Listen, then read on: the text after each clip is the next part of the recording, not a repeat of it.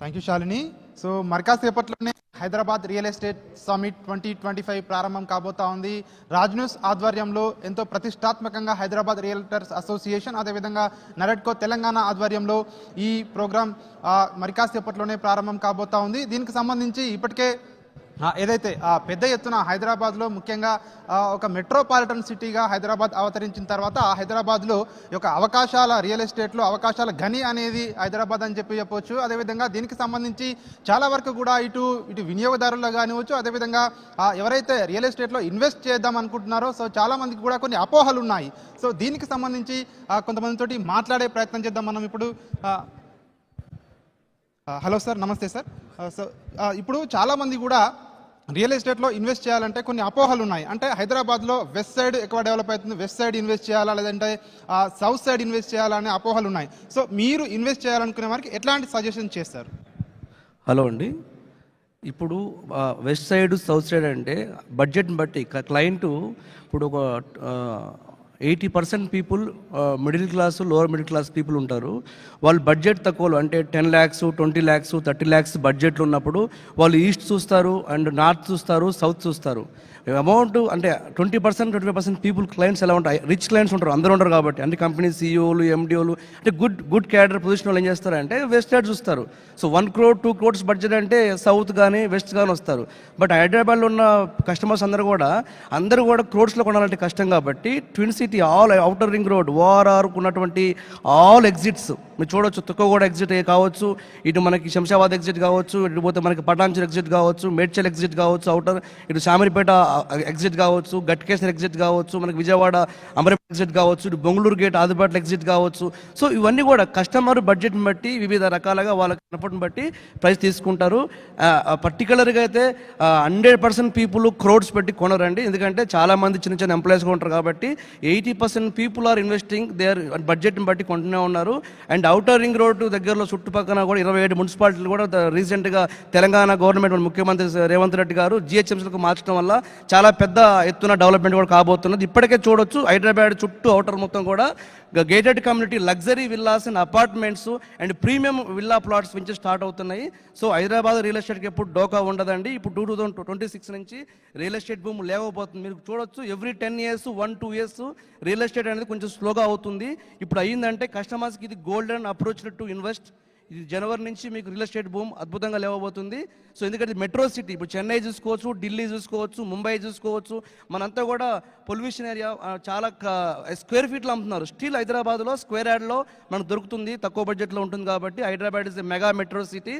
So అద్భుతంగా investment ప్రతి area, ఒక ఏరియా అని చెప్పలేము. రియల్ ఎస్టేట్ అనేది హైదరాబాద్ నుంచి regional ring road, upcoming regional ring road వస్తుంది కాబట్టి హైదరాబాద్ ప్రతి ఏరియా, ప్రతి కార్నర్ కూడా 2030 వరకు కొనుక్కోవటానికి అద్భుతమైన అవకాశం. తర్వాత రియల్ ఎస్టేట్ మనం కొనాలంటే సిటీకి 60-70 కిలోమీటర్లు పోయినా కూడా మనం కొనలేని పరిస్థితి రాబోతుంది. ఇప్పుడే డబ్బులున్న వాళ్ళు మేల్కొని కొనటం మంచిది. హైదరాబాద్ రియల్ ఎస్టేట్ ఎన్నడూ కూడా పడిపోదు. హైదరాబాద్ రియల్ ఎస్టేట్ కన్స్ట్రక్షన్ కానీ ప్లాటింగ్ కానీ ఎవర్ గ్రీన్ మార్కెట్ అండి.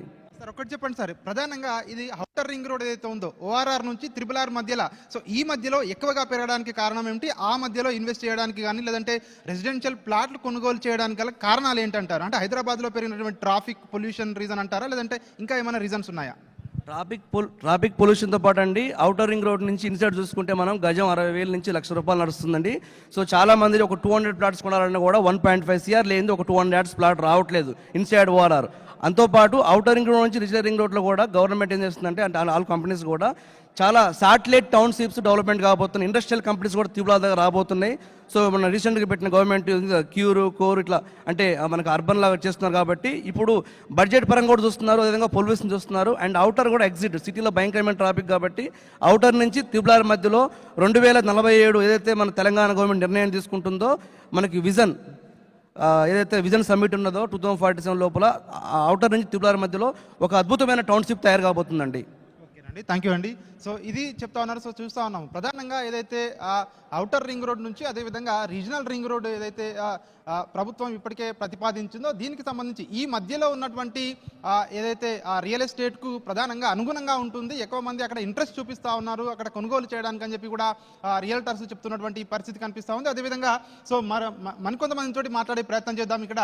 సో ఎందుకంటే హైదరాబాద్లో ప్రధానంగా రియల్ ఎస్టేట్ అనగానే చాలా మందికి కూడా కొన్ని అపోహలు ఉంటాయి, కొన్ని అనుమానాలు ఉంటాయి. సో వీటితో పాటు కూడా రియల్టర్స్ కూడా కొన్ని ఛాలెంజెస్ ఎదుర్కొంటున్నారు. ఎందుకంటే చాలా మంది కూడా కేవలం రియల్ ఎస్టేట్ వాళ్ళే ఈ రేట్లు అనేది పెంచుతా ఉన్నారు, అంతేగాని బయట ఇంత రేట్లు లేవు అని చెప్పేసి ఒక అపోహలు ఉన్నాయి. సో ఇవి అపోహల నిజాల?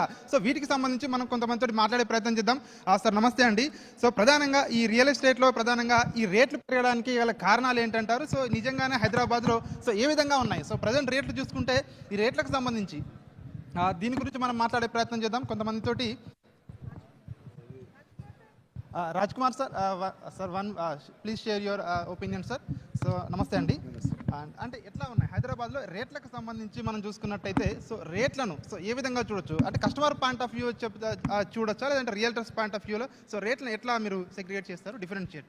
Hyderabad not real estate customer కాదు, హైదరాబాద్ అందరిది. ఎందుకంటే ఇప్పుడు హైదరాబాద్, గ్రేటర్ హైదరాబాద్ చాలా పెద్దగా పెంచారు, ఇండియాలో బిగ్గెస్ట్ సిటీగా చేశారు. ఇప్పుడు Hyderabad is expanding to any level. అంటే హైదరాబాద్ ఇప్పుడు మనకు 100 కిలోమీటర్స్కి వెళ్తుంది. సో ఎవరికైనా ఎనీ చాయిస్ పీపుల్, అంటే ఎవరికైనా సరే హైదరాబాద్లో చాయిస్ ఉంది. ఇప్పుడు బంజారా హిల్స్లోనే అందరూ ఉండట్లే కదా, కూకట్పల్లిలో ఉంటున్నారు, మియాపూర్లో ఉంటున్నారు, చింతల్లో ఉంటున్నారు. సో హైదరాబాద్లో కూడా ప్రతి వాళ్ళకి ప్లేస్ ఉంది. సో అంతలాగా హైదరాబాద్ ఎక్స్పాండ్ అవుతుంది. సో ఇప్పుడు ప్రజెంట్ హైదరాబాద్ ఎక్స్పాండ్ అవ్వడం వలన ఇప్పుడు 100 కిలోమీటర్స్ వరకు హైదరాబాద్ కాబోతుంది. సో దానివల్లనే మనకి హైదరాబాద్లో చాలా రియల్ ఎస్టేట్ ఆపర్చునిటీస్ ఉన్నాయి. హైదరాబాద్కు ఉన్నంత అడ్వాంటేజ్ ఎవరికి లేదు. హైదరాబాద్ చుట్టుపక్కల ఉన్నంత చాలా భూములు ఉన్నాయి, ఖాళీగా ఉన్నాయి. సో ఇప్పుడు హైదరాబాద్ చాలా హాట్. సార్ ఇంకొకటి చెప్పండి సార్, అంటే దేశంలో ఇతర నగరాలకు లేని హైదరాబాద్లో ఇంత స్పీడ్గా డెవలప్ కావడానికి రీజన్స్ ఏంటి సార్? Land availability. హైదరాబాద్ చుట్టూరు 100 కిలోమీటర్ల వరకు మీకు ఇంత ల్యాండ్ అవైలబిలిటీ ఉంది, ఇంత ఆప్షన్స్ ఉన్నాయి, కనెక్టివిటీ బాగుంది. ఇప్పుడు అవుటర్ రింగ్ రోడ్ ఉంది, తర్వాత త్రిబుల్ ఆర్ రాబోతుంది. సో ఇప్పుడు హైదరాబాద్ శ్రీశైలం రోడ్ నుంచి ఇక్కడికి మన ఈ ప్లేస్కి రావడానికి ఎంత పడుతుంది? 45 నిమిషాలు పడుతుంది. ఒకప్పుడు కూకట్పల్లి నుంచి కూడా 45 నిమిషాలే. So people are going there. Srisailam road అటు సైడ్, కూకట్పల్లి